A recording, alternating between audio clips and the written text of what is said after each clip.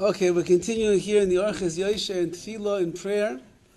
And Rav Chaim Kanievsky writes the following idea: Ma'acha b'ratzon latefillah, someone who purposely comes late to davening, meaning he knows that he's coming late and he comes late anyway, and he doesn't make the proper efforts to get there on time. V'chein hayotze be'emsa, so to somebody who walks out of shul in the middle of davening, la'asi lavai.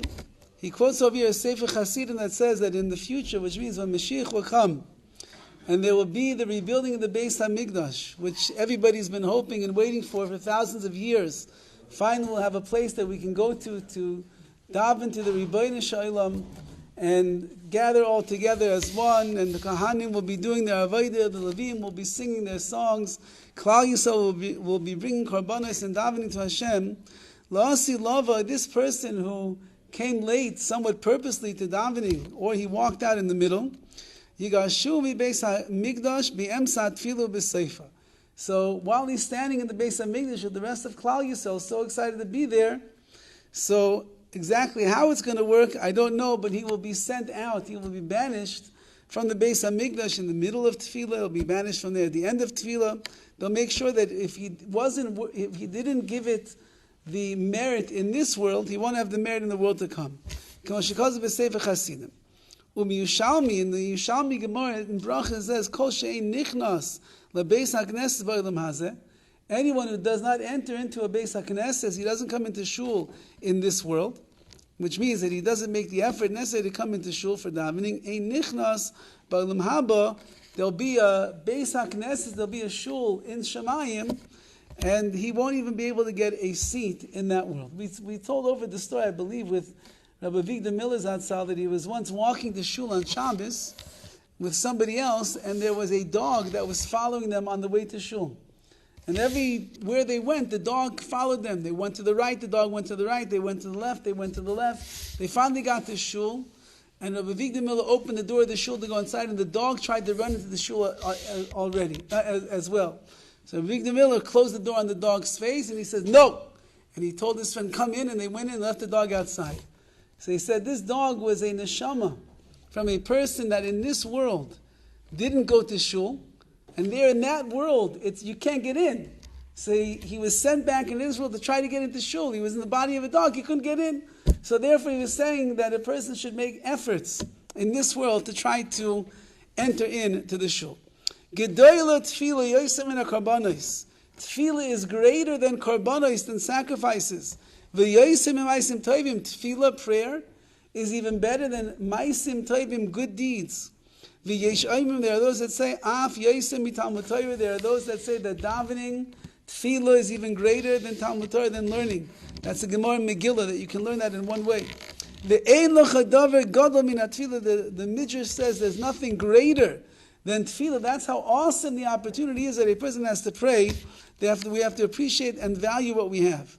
The Kasav Chazon Ish B'Igeres, the Chazon Ish writes in one of his letters the following idea: Ha-tefillah im amna mi mitzvah ma'asis etzleinu. Tefillah it's a mitzvah. It's an act that we do. We come to shul, we daven, we shakel, we say the words. It's true. It's a ma'isa mitzvah. It's an act. Hine amna mitzvah is a unius. Nevertheless, it's a mitzvah that requires introspection and thought. And anyone who does not involve their heart, engage their heart in their words of tefillah,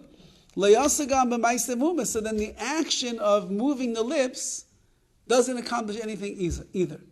Now again, this is in the top realm that the Chazon Ish is referring to. I would imagine that HaKadosh Baruch Hu understands that most of us that are coming to shul, so we're very lucky that we even move our lips.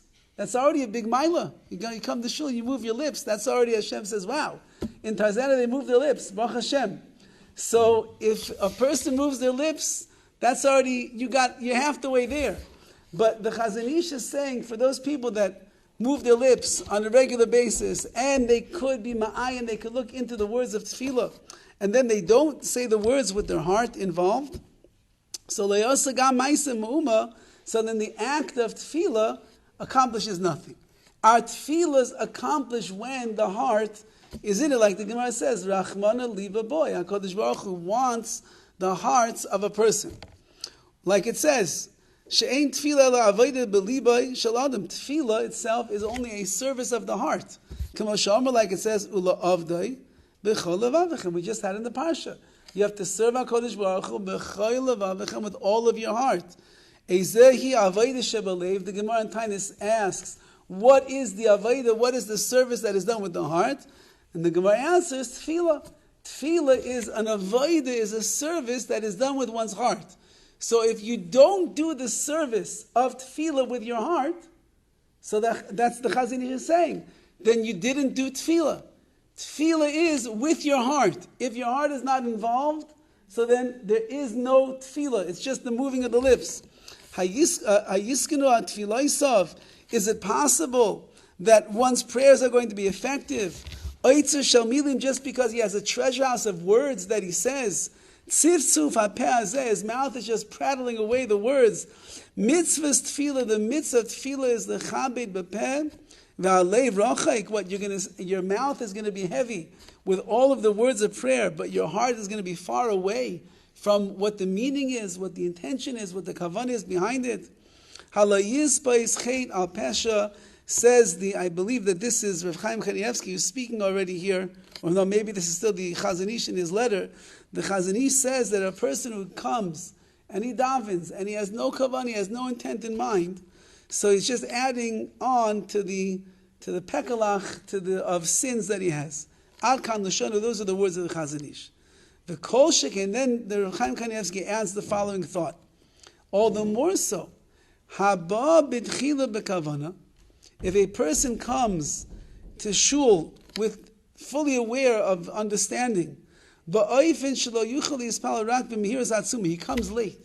So he knows, the guy regularly comes late to shul. He knows, everybody knows, when you come late, you have to daven very fast, because you got to catch up. You're always playing catch up, right? If davening starts at 6:30, and I come at 6:36 in the morning, and everybody already said brachas, they already put on the talis and tefillin, so now I'm catching up. I got to put on my talis, I got to put on my tefillin, and I got to jump into davening. So by the time that I get my talis and tefillin on, they're already holding close to Baruch Hu. So that is, they start Baruch Hu, so I'm catching up. So by the time they get to Shemona Esrei, I'm not ready for Shemona Esrei, but I know that there's a mitzvah to daven Shemona Esrei together with the tzibur, so I go quickly to get there.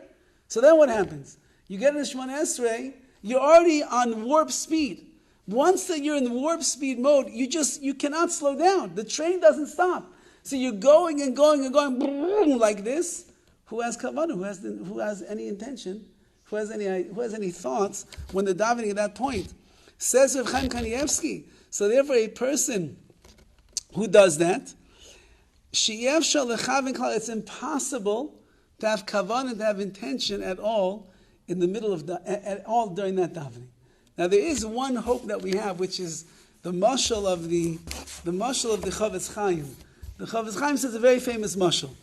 He says that many times a person comes to daven and they have no kavanah at all, which is most of us. We don't have much kavanah, and we're going bracha after bracha after bracha after bracha. We finally get holding by the last bracha. We wake up. Whoa! I can't even believe I'm here. It's like, when you're driving and you're on the phone and you're not paying attention, and the next thing you know, you just are like an hour from work to your house, and you pull up in the driveway. How did I get here? So a person's in the middle of davening Shemona Esrei, suddenly you're holding by the last bracha, Sim Shalom. How did I get here? So you say to yourself, okay, now I know it's time to daven. Okay, let me put in kavanah. So the Yetzer Hara tells you, why are you going to waste your time?